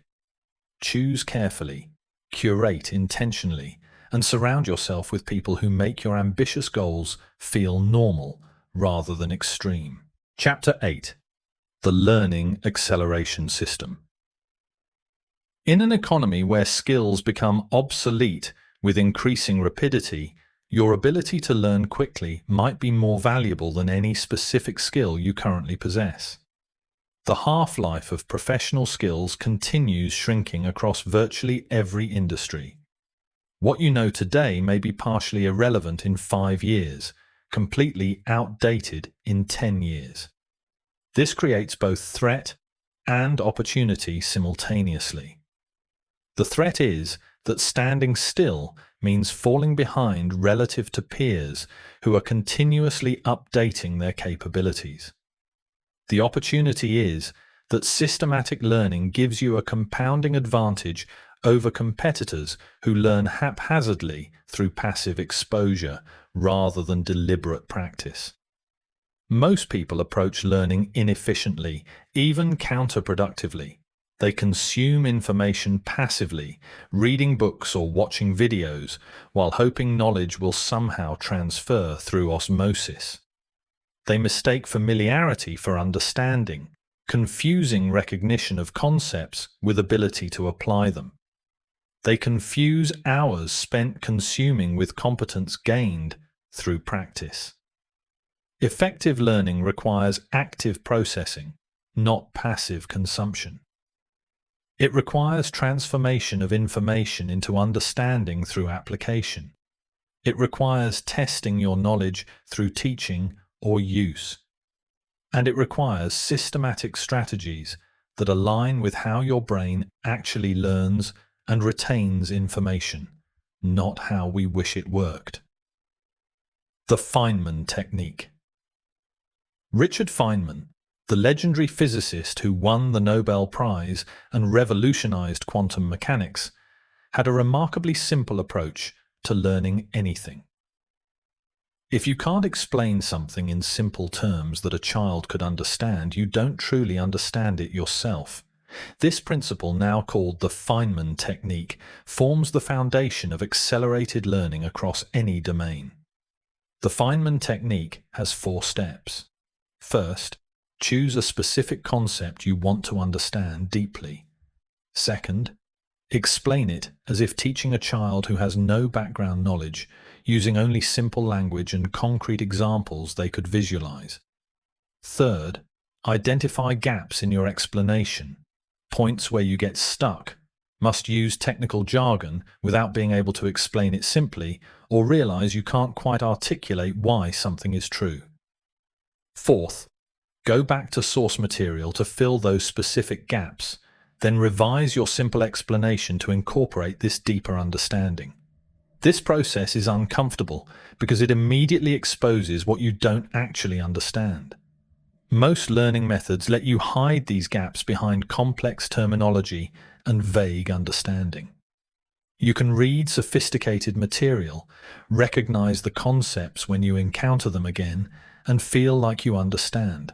But when forced to explain simply, the illusion of understanding collapses.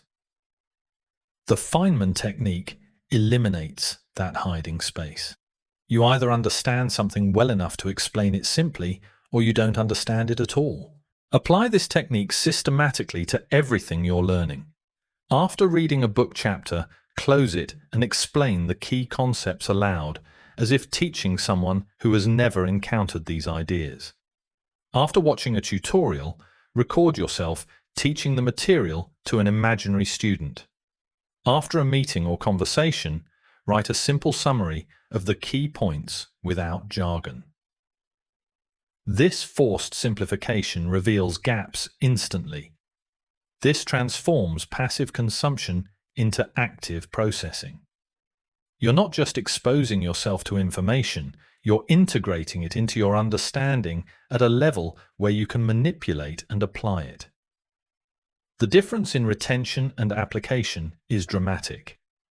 Research shows that teaching or explaining material produces significantly better retention than passive reading, even when the teaching is to yourself or an imaginary audience. I use the Feynman technique daily through writing. Every concept I learn, I force myself to explain in writing as if teaching someone encountering it for the first time. This writing is often clumsy and reveals embarrassing gaps in my understanding. But those revealed gaps direct my learning efforts precisely to where they're needed most. I'm not wasting time reviewing what I already understand. I'm targeting exactly what I don't yet comprehend. Spaced repetition and the forgetting curve. Your brain is designed to forget, and this isn't a flaw or limitation. It's an efficiency feature developed through evolution. Your brain continuously evaluates which information matters based on how frequently you access it. Information you don't use gets pruned to free up cognitive resources for information you do use. This is adaptive in resource-constrained environments, but frustrating when trying to learn complex material. The forgetting curve, first documented by psychologist Hermann Ebbinghaus in the 1880s and replicated countless times since, describes this process precisely. Within 24 hours of learning something, you've forgotten roughly 70% of it unless you review. Within a week, nearly 90% vanishes from accessible memory. This is why you can read an entire book and barely remember its contents a month later without notes or deliberate review. Spaced repetition hacks this forgetting system by strategically timing review sessions. Instead of massed practice, cramming everything into one extended session, you distribute review over time at strategic intervals that match your brain's retention patterns.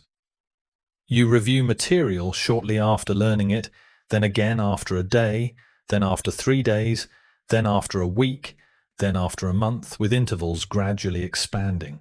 Each review session reinforces the neural pathways associated with that information. Your brain interprets the repeated access as a strong signal that this information is important and should be prioritized for long-term retention. Over time, the material moves from short-term memory, requiring active maintenance, to long-term memory, requiring minimal effort to maintain. Implement spaced repetition using digital flashcard systems like Anki that automatically schedule reviews based on your performance, or simply schedule review sessions in your calendar at increasing intervals. The key is systematic review at expanding intervals, not random rereading when you feel like it or when panic sets in before an important use case. I use spaced repetition for anything I need to remember long-term. Key concepts from books, important frameworks for decision-making, vocabulary in languages I'm learning, technical knowledge I use intermittently. The time investment seems high initially, creating flashcards, scheduling reviews. But the long-term return is extraordinary. Information that would have vanished within weeks remains accessible for years with minimal ongoing effort. The teaching effect. The best way to learn something deeply is to teach it to others. This principle, supported by extensive research across educational psychology, seems paradoxical. How can you teach what you're still learning? Won't this just expose your ignorance and waste others' time? But the act of teaching forces deep processing at levels that passive learning never reaches. You must organize information logically in ways that make sense to someone else. You must anticipate questions and objections that wouldn't occur to you as passive learner. You must explain concepts multiple ways for different learning styles. You must connect abstract ideas to concrete examples. All of this strengthens your own understanding far more than passive consumption ever could. You don't need a formal teaching position to leverage this effect. Start a blog explaining concepts you're learning to an audience of future learners. Create videos walking through problems in your field for beginners. Help colleagues understand something you recently figured out. Post explanations on forums where people ask questions. Answer questions on social media in your area of developing expertise. The specific medium doesn't matter, the act of teaching does. This practice also reveals gaps brutally and immediately. When you try to teach something you don't fully understand, you get stuck at predictable points. These stuck points show you exactly where to focus your learning efforts. You're not guessing about what you need to study more. Your teaching attempts reveal gaps with precision. Moreover, teaching builds a public record of your learning journey over time. This record becomes a valuable asset, demonstrating your expertise to potential employers, clients, or collaborators. It shows not just what you know, but how you think, how you explain complex ideas, how you help others learn. This visibility attracts opportunities that would never find you if your learning remained private. Accelerated learning isn't about working harder or spending more hours consuming information. It's about working systematically, using proven techniques that align with how your brain actually processes, retains, and retrieves information rather than fighting against these natural processes. Chapter 9: Financial Habits that Compound Wealth. The 1% principle applies to money with mathematical precision and remarkable power. Small financial decisions, repeated consistently over time, create exponential differences in wealth that most people find difficult to believe until they see the actual numbers. Yet most people treat money reactively, making moment-to-moment decisions based on immediate desires without considering their cumulative impact over years and decades. Financial success isn't primarily about income level, though higher income certainly helps. It's about the gap between earning and spending, and what you do systematically with that gap. People earning modest incomes can build substantial wealth through consistent habits applied over decades. People earning high incomes can remain perpetually broke through poor financial behavior that ensures money flows out as fast as it flows in. The stark reality is that most people never achieve financial security, not because they don't earn enough, but because they lack systems that make wealth building automatic. They rely on willpower and good intentions, which inevitably fail when faced with immediate desires or unexpected expenses. The solution isn't earning more, though that helps. The solution is building financial systems that work automatically regardless of willpower or motivation. The automation advantage. Willpower fails with money just as reliably as it fails with other habits. If building wealth requires constant conscious decisions to save rather than spend, you'll eventually lose that battle. The temptations are too numerous, too sophisticated, too appealing. Your willpower will deplete under stress, fatigue, or simply the accumulated weight of daily financial decisions. The solution is automation. Make the right financial choices once through system design, then let those systems execute automatically without requiring ongoing willpower or decision-making. This isn't about restricting yourself or living a deprived life. It's about making wealth building invisible and effortless by removing the decision point entirely. Start with automated savings, the foundation of all wealth building. Set up automatic transfers from checking to savings the same day your paycheck arrives. The amount matters less than the automation itself. Even saving 5% automatically and consistently beats intending to save 20% but never executing, because the decision point introduces failure opportunity. The psychological impact is profound and well documented. When money never appears in your checking account as available funds, you don't experience moving it to savings as loss. It's simply not part of your available spending pool. Your lifestyle naturally adjusts to your post-savings income without feeling constrained or deprived. You never miss money you never saw as available. Extend automation to investments systematically. Automatic contributions to retirement accounts that execute before you see the money. Automatic purchases of index funds on a set schedule regardless of market conditions. Automatic reinvestment of dividends back into more shares. Each automated decision eliminates a point where willpower could fail and compounds your wealth without ongoing effort or attention. I automated my finances completely after years of failing at manual wealth building.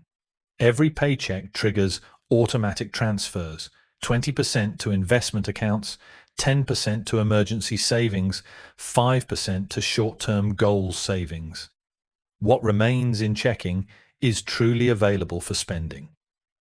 This system removed all the financial decisions that used to drain my willpower daily. The result was dramatically increased savings, despite no change in income or lifestyle satisfaction. The spending audit. Most people dramatically underestimate their actual spending by 30% or more. Ask someone how much they spend monthly on restaurants, entertainment, or subscriptions, and they'll give a number that's often half the actual amount. This isn't dishonesty or poor estimation skills. It's ignorance born from not tracking. Small purchases don't register psychologically as significant, but they accumulate materially into substantial sums. Conduct a spending audit by tracking every single expense for one complete month. Not estimating based on typical spending. Not tracking only large purchases. Every expense, no matter how small, gets recorded. This exercise is usually revelatory and often uncomfortable. The coffee runs that total $200 monthly. The impulse Amazon purchases you forgot ordering. The subscription services you forgot you had. The convenience purchases that seem trivial individually but total hundreds monthly. The goal isn't to eliminate all discretionary spending or live an austere life devoid of pleasure. It's to make unconscious spending conscious. Once you see where money actually goes, you can make intentional choices about what truly adds value to your life versus what's just habitual waste, providing no real satisfaction. Many people discover through this audit that they're spending significant sums on things they don't even enjoy or value. The gym membership they never use but renew automatically. The streaming services they rarely watch but forgot to cancel. The food delivery convenience charges that often exceed the actual food cost. These aren't conscious trade-offs where they're choosing convenience over savings. They're leaks, money disappearing without providing any value. When I conducted my first spending audit, I discovered I was spending nearly $400 monthly on subscriptions I rarely used and convenience services that provided minimal actual convenience. Cancelling these services took about an hour total. That single hour saved me approximately $5,000 annually, a $50,000 per hour return on my time investment. The 3-day rule for impulse control. Impulse purchases destroy financial progress with remarkable efficiency. The momentary desire for something triggers immediate purchase, often followed within days by buyer's remorse. The dopamine hit from clicking buy now is real but temporary. The financial consequence is real and lasting. The solution is simple. Institute a mandatory 3-day waiting period for any non-essential purchase over a certain dollar threshold. When you want something, add it to a wish list instead of buying immediately. Wait 3 full days. If you still want it after that waiting period and can articulate why it's worth the cost and how it fits into your life, buy it without guilt. Often, the desire fades substantially once the initial emotional spike passes and rational thinking reasserts itself. This rule doesn't eliminate purchases. It eliminates purchases you'd regret, the difference between what seemed appealing in the moment and what actually adds lasting value to your life. You're separating genuine desires from temporary impulses. The 3-day delay creates space for rational decision-making to override emotional reaction. Set your threshold based on your personal financial situation and goals. For some people, it might be anything over $50. For others with higher income or different priorities, it might be anything over $500. The specific number matters less than having a consistent speed bump between desire and purchase that prevents autopilot spending. Understanding compound interest viscerally. Understanding compound interest intellectually versus understanding it viscerally creates entirely different financial behavior. Intellectually, most people know that money invested grows over time through compound returns. Viscerally understanding that every dollar you invest today isn't just a dollar, but a growing asset that multiplies over decades, that changes everything about how you view spending decisions. At a conservative 7% annual return, roughly the historical stock market average, money doubles every 10 years through compound growth. Every dollar invested today becomes $2 in 10 years, $4 in 20 years, $8 in 30 years, $16 in 40 years. This isn't linear growth, it's exponential. The difference between starting early versus starting late is dramatic beyond what most people intuitively grasp. This means the true cost of any purchase today is not just its price tag, but its opportunity cost, what that money could have become if invested instead. A $300 impulse purchase isn't just $300 spent today, it's potentially $600 in future value you're sacrificing. Over 30 years, it's $2,400 you're giving up for something that provided temporary satisfaction. This doesn't mean never spending money on anything enjoyable. It means spending intentionally, recognizing that every purchase is a choice between present consumption and future wealth. Sometimes, present consumption is absolutely worth it. Experiences that create lasting memories, tools that increase your earning capacity, items that genuinely improve your quality of life. Often it's not. Impulse purchases that provide brief satisfaction, followed by clutter and regret. The earlier you start investing, the more dramatic compound interest becomes through the power of time. Consider two people. Alex starts investing $5,000 annually at age 25 and stops at age 35 after 10 years, having contributed $50,000 total. Blake starts investing $5,000 annually at age 35 and continues until age 65, contributing $150,000 total, 3 times as much as Alex.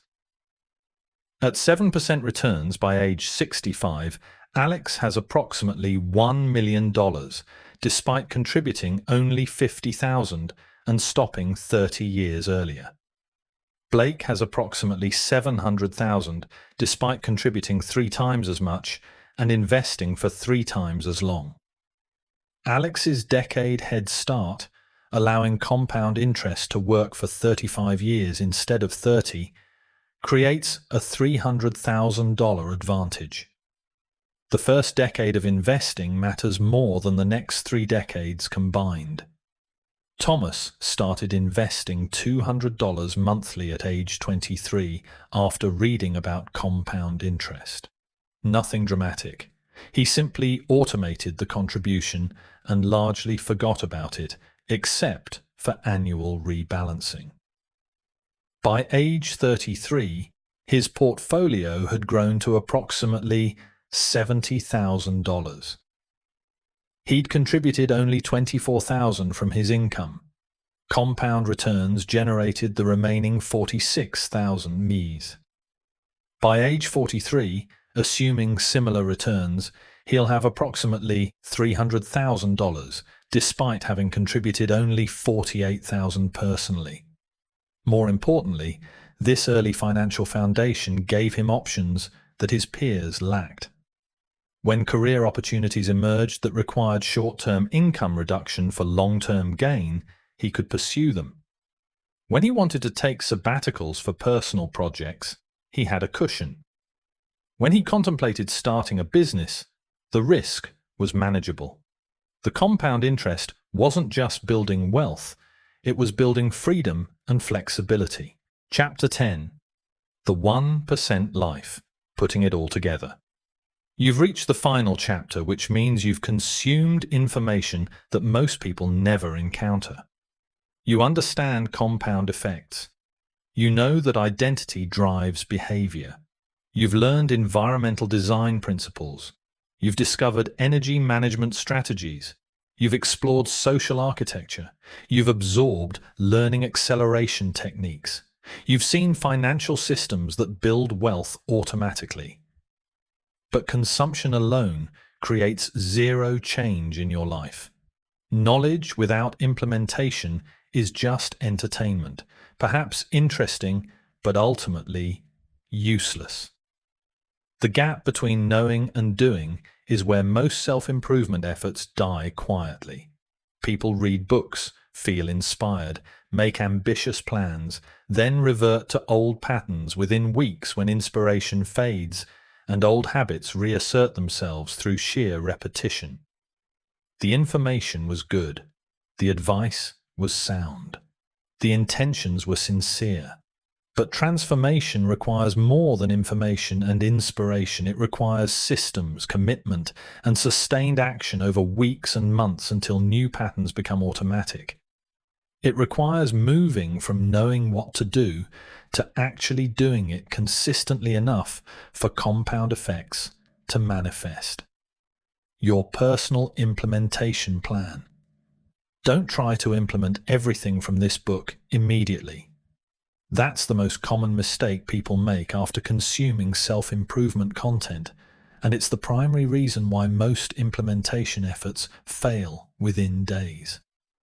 They attempt wholesale life transformation overnight, overwhelm themselves with simultaneous changes across multiple domains, deplete their willpower instantly, and quit within a week feeling defeated.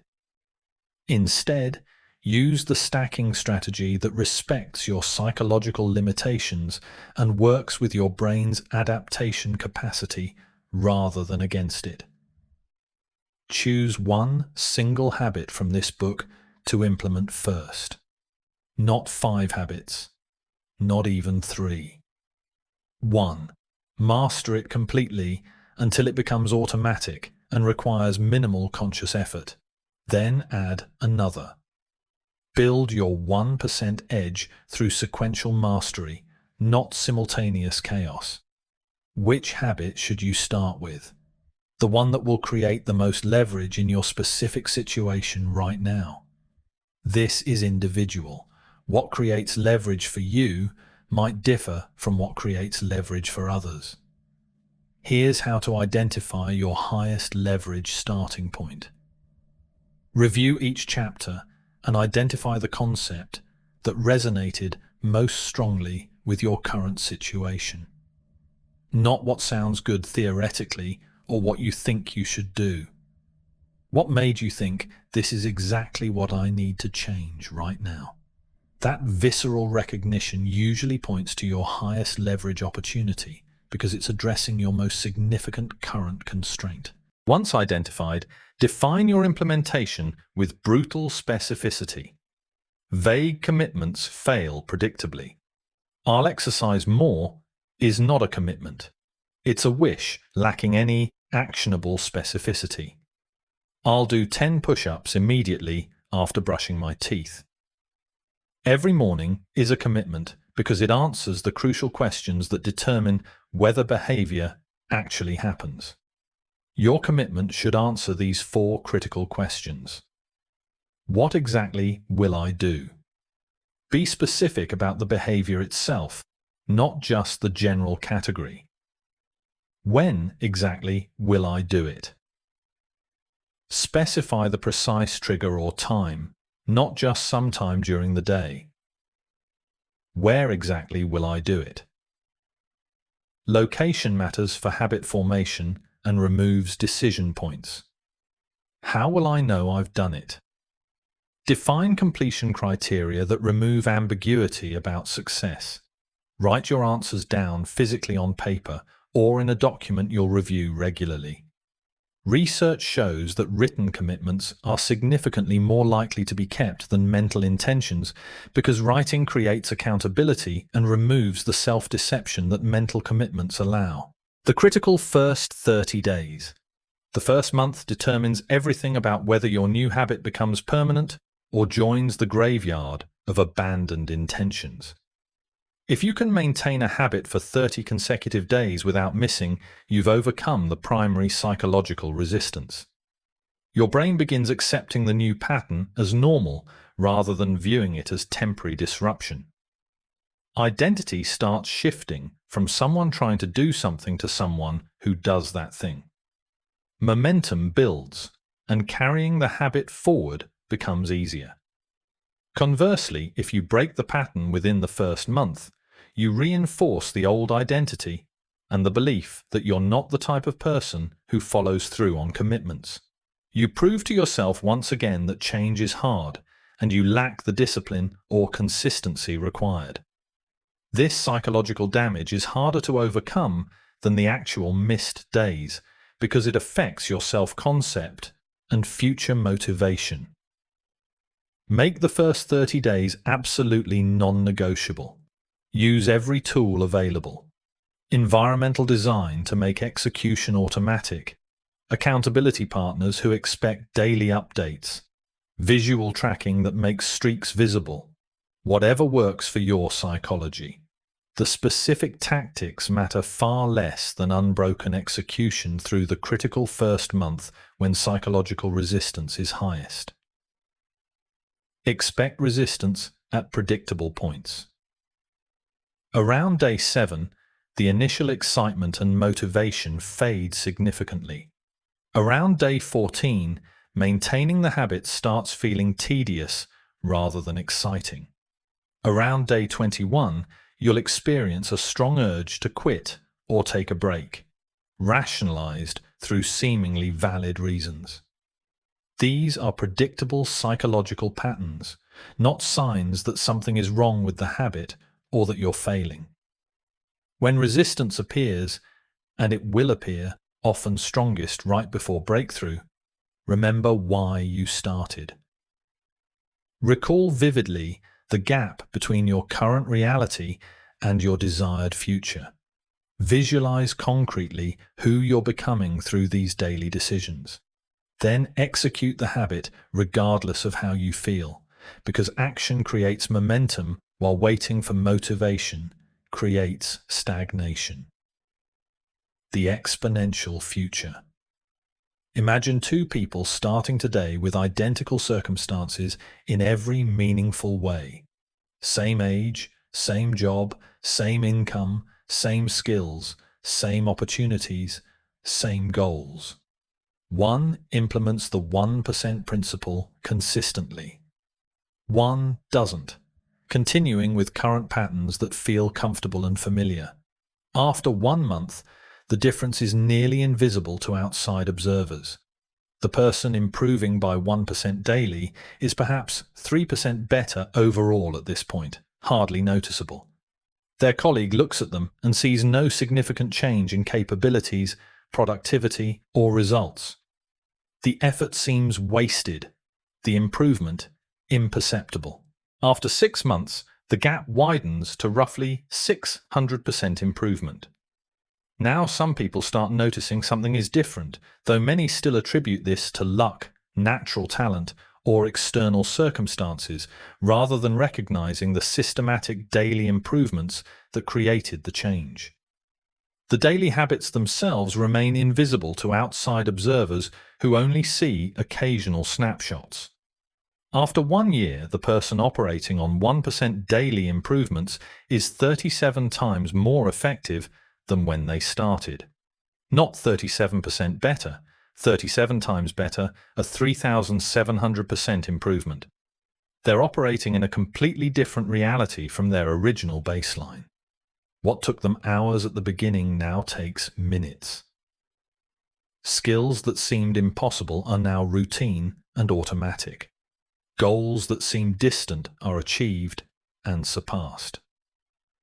Meanwhile, their colleague, the one who declined by just 1% daily through neglect, poor habits, and resistance to change, has deteriorated to approximately 3% of their original effectiveness. They're stuck in patterns that actively prevent growth. Each day reinforces limitation rather than expansion. They wonder why opportunities pass them by while their peer succeeds, apparently effortlessly. This isn't theoretical mathematics disconnected from reality. It's mathematical reality playing out in careers, relationships, health, and wealth across the world every single day. The gap between winners and wishers comes down to daily decisions. Tiny 1% choices repeated with enough consistency that compound effects have time to manifest. Your choice, right now. You now understand the 1% principle deeply. You know intellectually that small decisions compound exponentially over time. You know that systems beat willpower consistently. You know that identity precedes behavior change. You know that environment shapes outcomes more than motivation. You've seen the strategies that accelerate learning, optimize energy, and build wealth. The question facing you right now is simple but profound. What will you actually do with this knowledge? Most people, perhaps 95% of people who finish this audiobook, will feel inspired in this moment, then return to their default patterns within days. They'll tell themselves they'll start tomorrow, or Monday, or after this busy period ends, or when conditions feel more perfect. Tomorrow becomes next week. Next week becomes next month. Next month becomes never. Years pass, and they wonder why their circumstances haven't changed, despite consuming so much self-improvement content. A small percentage, perhaps 5%, will do something different right now. They'll pause this audiobook, identify one specific habit to implement immediately, and take concrete action today. Not perfect action, not complete transformation, just one small step in the right direction, executed despite uncertainty and discomfort. That single step matters infinitely more than everything else in this audiobook combined, because that step transforms you from someone who consumes information into someone who implements it, from a wisher into a doer, from passive consumer into active creator of your own life. The compound curve starts today, this moment. Every day you delay is a day when your competition is improving while you're remaining stagnant. Every day you execute is a day that contributes to your exponential advantage, building momentum that becomes increasingly difficult to stop. The difference between the life you have and the life you want genuinely comes down to 1% better decisions, repeated daily with enough consistency that compound effects have time to manifest. Not talent, which you can't control. Not luck, which is unreliable. Not circumstances, which are often beyond your influence. Daily decisions, which you completely control. You don't need to be exceptional to create exceptional results. You don't need superhuman discipline or unlimited willpower. You just need to be 1% better than you were yesterday. Do that consistently, and mathematics takes care of the rest through the merciless logic of compound effects. The question isn't whether this works. The evidence is overwhelming across millions of people who've applied these principles. The question is whether you'll actually do it, whether you'll choose to be in the 5% who implement rather than the 95% who merely consume and wish. Winners and wishers both have access to the same information and the same 24 hours each day. The difference is execution. The difference is choosing action over contemplation, consistency over perfection, progress over comfort. Which side of that gap will you be on? The choice is yours. And that choice starts right now, not tomorrow. Your 1% journey begins today. Take the first step. Make it count.